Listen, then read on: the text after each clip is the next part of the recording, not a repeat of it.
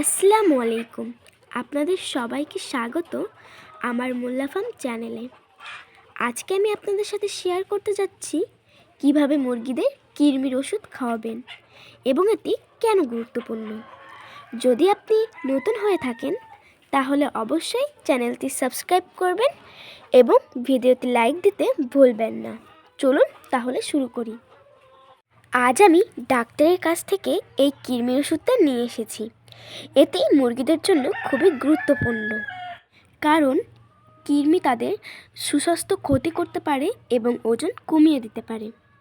প্রথমে ওষুধটি পানির সঙ্গে মিশিয়ে নেবেন।